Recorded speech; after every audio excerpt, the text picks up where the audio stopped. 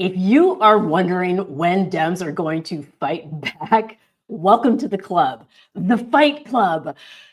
Senator from Michigan, State Senator Mallory McMorrow is on Punching Up tonight, and she, like all of us, is Stam, I'm just going to start over again. You don't have to stop. I'm just going to start from the top. If you wondered when Dems are going to get their act together and fight back, welcome to the club, the Fight Club. Michigan State Senator Mallory Hate Won't Win McMorrow is on Punching Up, and in the amount of time it took MAGA to train for the mental gymnastics it takes to be the party of small government that's also up in everyone's business, Mallory, I hope she lets me call her that, went from industrial designer to Michigan State Senator, getting all of her bills blocked, to Senator Majority Whip. And she says that the party is ready for new energy. I believe that as well. And let's just watch this clip real quick before we bring her in. I think that too often the Democratic Party is the party of well, actually. Like imagine all of last cycle, people were telling us grocery prices are too high. I can't find the job that I want. Everything is too hard. Housing prices from just 2019 to now have doubled. And we're sitting there like, well, actually, the economy's doing really great, in case you didn't. And people just, it's such a bullshit and it's so disingenuous and you're not listening to people. They're not listening. People are not listening. My brain is gone right now, Sam. You're going to have to chop up this whole beginning and I'm going to fix it after this. But that's exactly the problem, is that they're not listening. And the people are talking and they're showing up at town halls. And so it's incredibly important that we have leadership that is actually present with the people. And so Mallory is somebody who is doing that. And I'm incredibly excited that she is coming onto the show tonight. Welcome back to Punching Up. I am your host, Maya May. Hey, Mallory, how are you? Hello. I am, the world is a dumpster fire, but I am good, which is how I have to couch this whole thing. How are you? I am hanging in there. I am always optimistic. Like I'm a strategically optimistic person because optimism is free, but it is feeling incredibly challenging right now. Like I'm eating a lot of chocolate. Let's put it that way. A lot of chocolate. Yeah. So I'm excited that you're here. You say you don't want us to call you a hero or that we shouldn't lionize the people who are doing amazing things, but you went super viral with your speech, Hate Won't Win. It was something that I watched over and over again when I was feeling down, and now you have a book. And the title, also Hate Won't Win, is a challenging thing to say right now because we saw each other a few times over the years, and at the DNC, everything was exciting, and it was like, yes, hate won't win. And now, hate, I fully believe that hate won't win, but it feels like hate is having a moment. It's having a moment. How should Americans approach this sentiment now? So that is real. I think that it does feel like hate is having a moment, but we're already seeing the fractures in that moment, that people are really starting to get re-engaged and looking at this administration and the overreach and saying, even those who voted for Donald Trump to give him a second chance in office are saying, this is not what I voted for. He promised me he was going to lower my costs. He promised me he was going to make my life easier. Why the hell is Elon Musk slashing and burning through the government, through Medicare, through Medicaid, through school aid funding? So for this book, and I am so happy that it's out in the world. It is something that I poured my heart and soul into, but it's also a guide and a challenge for people because hate won't win because we won't let it. It is a call to action. We all have to get up. We all have to participate. This is not an impossible moment, but it's going to take all of us to make the community and the states and the country that we're going to be proud of. Well, and that's what I love about the book is that it is a manual, that's grounded in your actual lived experience. And so that is what people need right now, not just another memoir, but this is something that actually people can put to use. And what struck me and had me crying a couple times in the beginning was the absolutely toxic environment that you worked in, that you entered into. We're talking guns in the building, and you managed to transform you, and I'm sure a lot of people working alongside you managed to transform that energy. Can you talk about why you didn't give up? So we had 500 volunteers in my first campaign throughout a year and a half. I ran for office for the first time in 2018 after Googling how to run for office. I'd never done it before. So if anybody's watching and says, I don't know what I'm doing, neither did I. That's the big secret. Nobody knows what they're doing, but you figure it out. You learn as you go. And we got in, we flipped a Republican district, a district that had never been held by a Democrat. My predecessor won by 16 points. I won by 4. And in the first few years of my first term, we had a violent protest at our state capitol. As you mentioned, we had heavily armed gunmen in full tactical gear in the Senate gallery above my head. We had a plot to kidnap and potentially kill our governor. We had conspiracy theories. I was sexually harassed by a colleague on new senator orientation day, on day one, right after the sexual harassment training. And but I kept thinking of everybody who helped me get there. It was retired teachers, it was high school kids, it was people who knew that they needed to have a voice and who had this idea of a better state that their kids would want to stay in, that they would want to raise families in, that they would want to grow up in. And that kept me going on days when it was really hard. I became pregnant in my first term, and I just kept thinking about the future that I want for my daughter. And it was hard, but there were moments, there were glimmers, there were opportunities where we would help somebody stay in their home who was on the verge of eviction, or help somebody get their issues solved with Medicare or Medicaid, and all of these kind of things that happened quietly that showed that we did have power. Maybe it wasn't passing bills, but we were getting things done. And I hoped that over the long term, the tides would change if we worked hard enough. I think people need to hear that because right now we're having small wins, tiny small wins that we have to celebrate in order to keep us moving. Like I liken it to like being in a marathon and having people on the sidelines handing us a little bit of water, some Right. fuel. Totally. Yeah, I mean, just think about the federal funding freeze, I think is the first example in this administration where people woke up one morning, tried to drop their kids off at Head Start so that they could go to work and the doors were closed. And overnight, we saw a cut of funding for these lifeline programs like food pantries, like the crisis hotline for veterans was all just shut down. And because so many of us raised our voices and said what was going on the ground, the fact that people were not going to be able to go to work, the fact that Head Start programs were not going to be able to hire people to take care of our kids, we saw this administration rescind that order fairly quickly.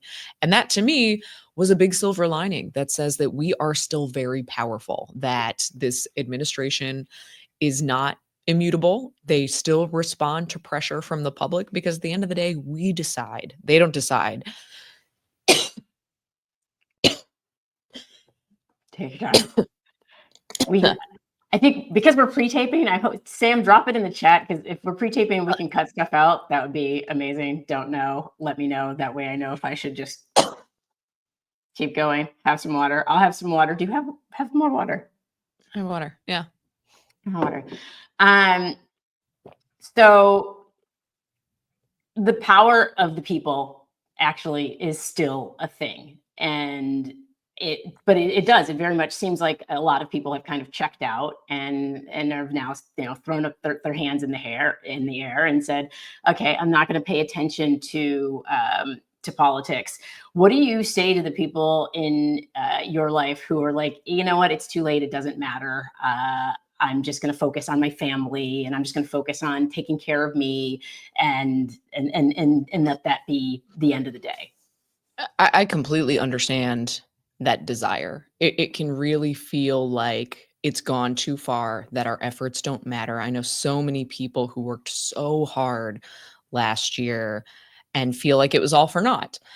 But I write in the book on what it means to actually participate in community and what happens when we don't. It can feel like checking out and sticking our heads in the sand and just kind of turning internally and living our lives and taking care of our family, um, is a choice without consequence, but it's not. I grew up in a really small town, and the town that I grew up in was vibrant and lovely and incredible, and it was in no small part because of my mom. My mom saw this village and organized a town-wide annual yard sale, which doesn't sound like much, but it was our Super Bowl. And she got to know every single person in the community. And this event became so big that people from 3 states around us would come out every year, and there were hay rides and there was music, and it was a town that was really alive. And I go back now and visit sometimes, and it is a shell of what I remember. A lot of the houses are in disrepair. My house was more than 200 years old. It's probably as old as the country. And I don't see kids running around the way I used to. I don't see flower gardens. I don't see neighbors talking to each other. And we always want to hold on to this idea that we can always go home, but this was a hard moment to me to realize you can't, and that home is what you make of it. So when we decide to check out and we turn in, we're not actively participating in community and making the community that we want to see. And without our participation, it means that Donald Trump and these people who are trying to tear everything down win, that they are going to be the ones who decide what our future looks like, not us.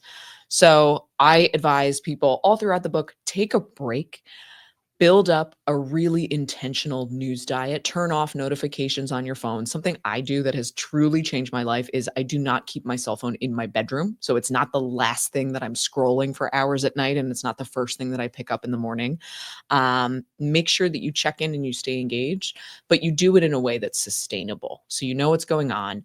Pick one issue that you really, really care about and engage on that one issue, and give yourself permission to not have to respond to this fire hose of nonsense that's coming at us all the time, trusting that if we all do our one thing, we're going to be okay. But you got to pace yourself. And my hope is that people stay engaged without being overwhelmed.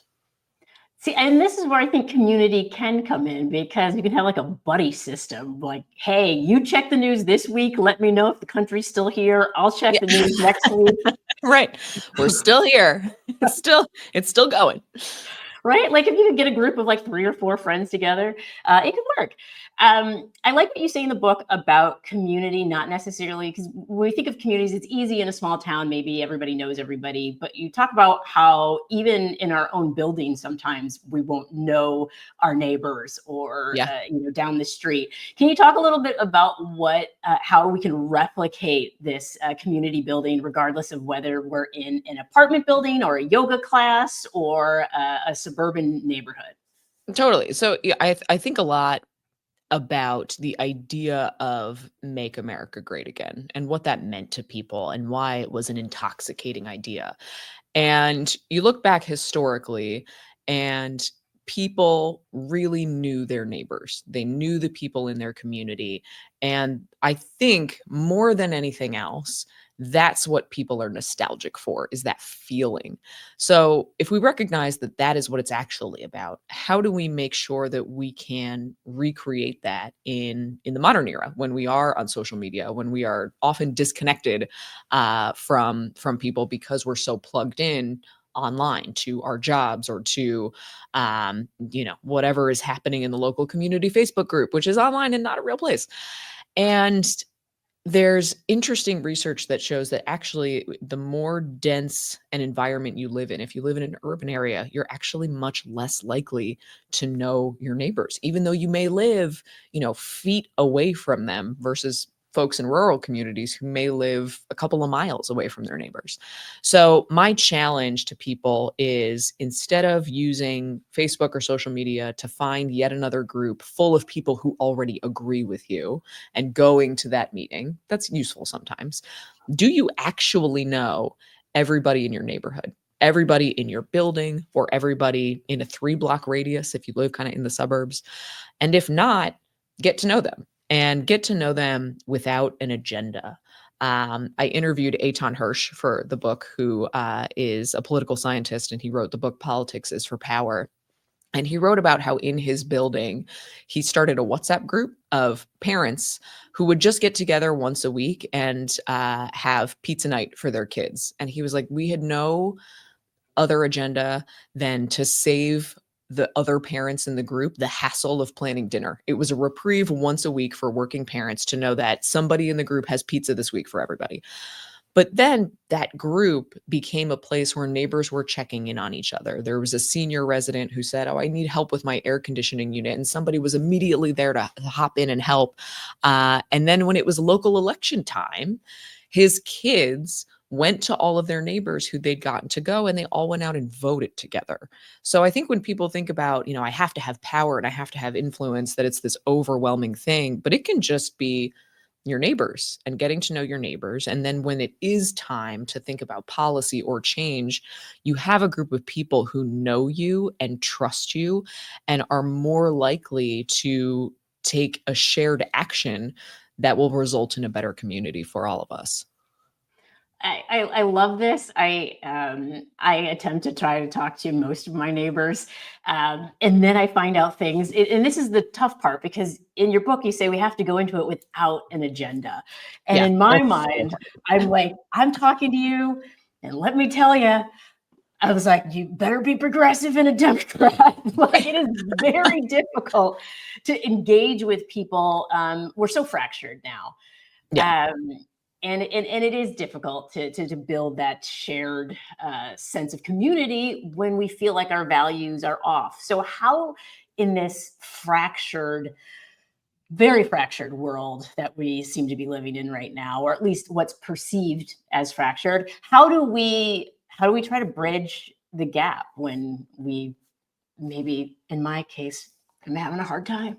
Yeah. I think that it's really easy to hate people you don't know. It's really hard to hate people you do know. And in my first campaign, I was in a very Republican area and probably knocking on doors of people who had never voted for a Democrat, that certainly maybe weren't even sure that they knew any Democrats.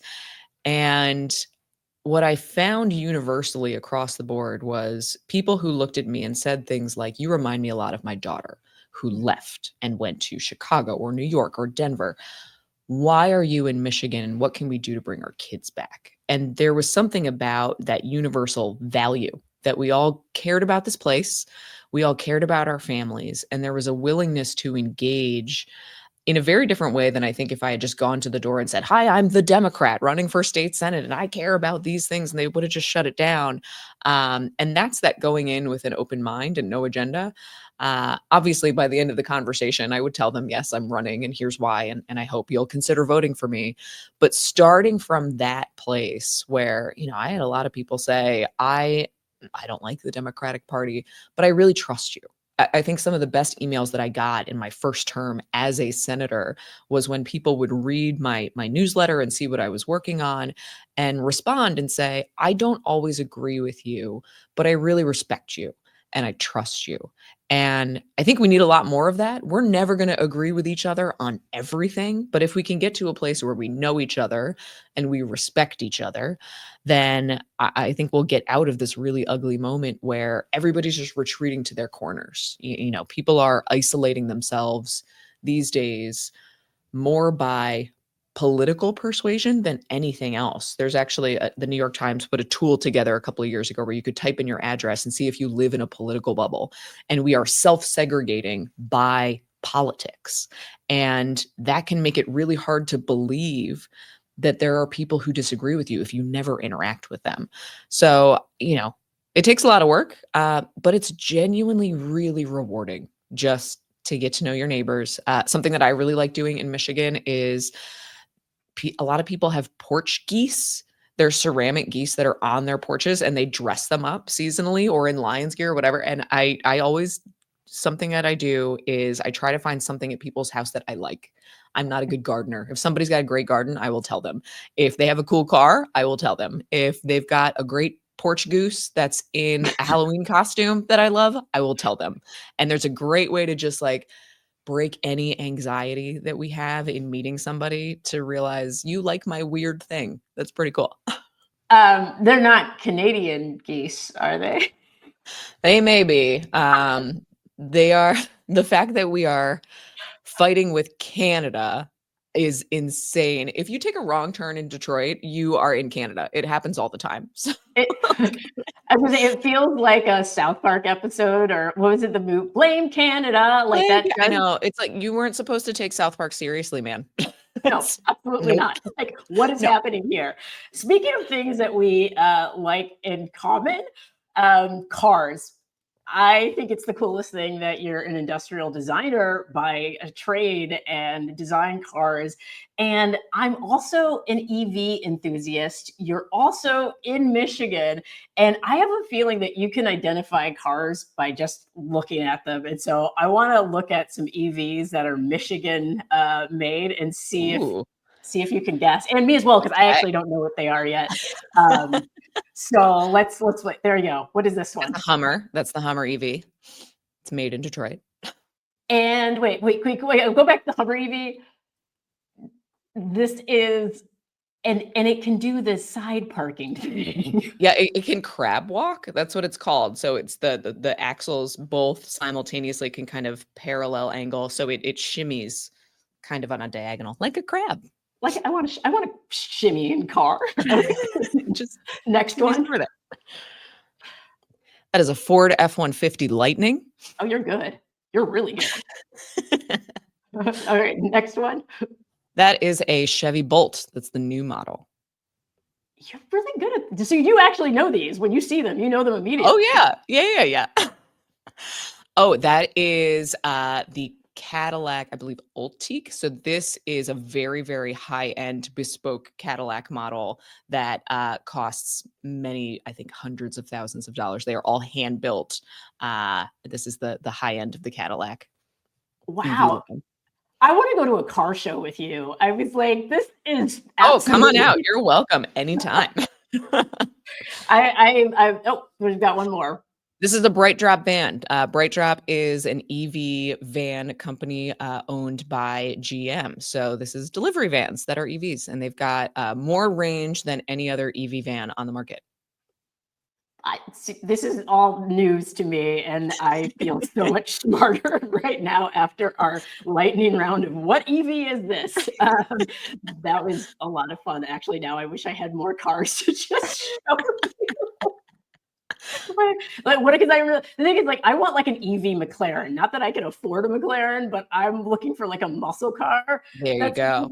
Well, you should look something that was not in that list, the Ford Mach-E, the Mustang Mach-E. So it is a Mustang, but that's a little bit bigger. It's like a crossover Mustang that is an EV, and it's very cool. I had one as a rental car once, and it was a lot of fun. And so, hey, Yeah. everybody, these are all EVs that are available on the market. Just so and if you're a hardcore car person and you've never driven an EV, there is nothing like having instant torque, which people who are serious car people, it surprises you. Like I drive a Bolt EUV, the slightly larger Bolt. And when people get into my car for the first time and they feel me accelerating onto the highway, it's like instant and you don't expect it. And it's super fun. It is super fun. Once you go EV, you do not go back. It is very difficult. So I definitely encourage people to check out the Michigan-made ones. We have to talk about it because in your book, you actually talk about money and politics, and you talk about issues that we care about, and that's where we should start. And for me, one of the issues I care about is money and politics. How in the world, when the richest man in the world is putting his thumb on the scale, how do we as a people beat that? So money is really important in politics. And I think sometimes on our side, I understand the rage and the anger about the influence of money in politics, but we also cannot unilaterally disarm, right? Like you need enough money to run a good campaign. And I don't believe that money buys everything. So if you're Elon Musk, you start from a much stronger position than most of us, because most of us are not the richest man in the world who can sink millions upon millions of dollars into Wisconsin Supreme Court races. But when I ran for office for the first time, I do not know any extremely wealthy people. I do not come from a lot of money. It was a lot of me calling every single person I've ever met, anybody who has given me a business card. I have a story in the book about, me calling a guy, Brian, that I went to college with. And the last time I had seen him, we were drinking beer out of Frisbees at a kegger on campus. And just being willing to have that conversation. And if there are people you like and trust who are running for office, chip in a few bucks to them. I know that it feels kind of gross, and we need robust campaign finance reform. We need to get all of this dark money out of politics.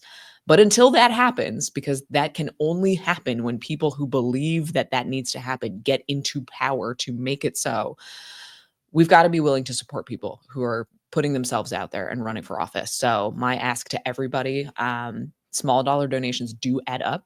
We have a lot of power collectively to counter somebody like Elon Musk. So find a candidate you really like, look them up, chip in a little bit, sign up to volunteer with them, and it's going to make a huge difference. I love to hear that. And I want to leave it on a positive note. We had a win today in Pennsylvania.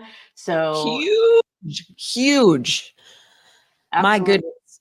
Yeah, And that I was think, a go ahead. Trump plus 15 district, right? That flipped Yep. with Amish country in Pennsylvania. Like there is an opportunity right now. And I can tell people this from, I feel it on the ground at all of my coffee hours and town halls where people are showing up and they are livid at what they see happening in our government and overreach and their livelihoods being risked. But this is the time for Democrats and moderate Republicans and people who say this is not what our country is to step in and get involved, because this is a window where we can show people a very different vision of the future that isn't this. And Pennsylvania, that win, it's working. It's beautiful. And we have, I won't call them the most important election of our lifetime coming up because I know this now because I read your book.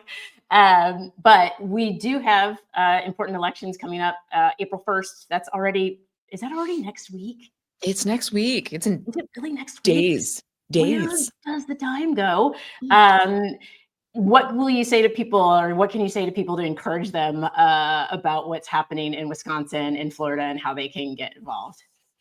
So look it up. I huge credit. I have gotten to know Ben Wickler pretty well over the last few years. The Wisconsin Times do a great job of giving people a ton of ways to participate, even if you are not in Wisconsin or Florida. You can chip in $5. You can sign up for a phone banking shift and counter Elon Musk and the America PAC and everything they're doing out there to try to steal elections and just get involved. You can do it from anywhere. And then when you're done with that, hopefully that will inspire you to be involved and feel like you made a difference. Then find the next candidate in your state, in your community, who you're going to support in this next cycle, because there are tons of people all over who are stepping up to lead, who are going to need your help. Absolutely. And your book is out today, which goes over how people can get involved. So everyone, please go pick it up. I've already read it. I want to say cover to cover, but I read it on my tablet, and it's inspirational. It might make you cry in good ways, though. And I think it is an important book for right now, because we need more people out here running. We need so many more. And Mallory McMorrow, Senator Mallory McMorrow. You never said if I could call you Mallory. I was like, oh, Mallory. It's all M's day. Mallory McMorrow, Maya May, we're all out here. And yet we are the M&Ms for the win. And also Eminem is from Michigan. Wait a second. There's something happening here. Thank you so much for coming on today. And I know what everybody is wanting to know, because you said Improbable Senator is the part of one book. So is that Improbable Senator possibly thinking of a run for? We very seriously exploring it. It's a big decision to make, and I'll have more to say on that very soon. All right. Well, we will be looking out for that. Thank you so much for being on. And I wish you the best of luck in whatever you decide on doing, because I know you will crush at it and inspire more people to follow in your footsteps. So thank you. Thank you. Guys, you got to pick up the book. It is incredibly good. And what I do like about it, like I said before, is it's not just a memoir. It is very much the story of how someone can go from just being an average person, just your neighbor who decides, hey, you know what? I want to make a difference. I want to participate actively in my community, and this is how I'm going to choose to do it. And she literally walks us through. It's like a roadmap to how to run for office and how to get involved. And so regardless of whether you decide you want to run or if maybe you just want to volunteer for a local campaign, I highly encourage you to pick up the book, because it will help you figure out the pathway to do that. So I'm super excited, actually, because I needed this. I needed to be reminded that we are all a part of this process and we can all give back. And so public service is something that anybody can do. So hopefully you are inspired by this and will maybe think about reaching out to one of the organizations like Emerge to see about running. So I've been Maya May. This is Punching Up, and we'll see you next week. In the meantime, we are now on Substack, and there are plenty of other Lincoln Square, and it's Lincoln Square now instead of Resolute Square, plenty of other shows that you can catch. So please do, and I'll see you next week.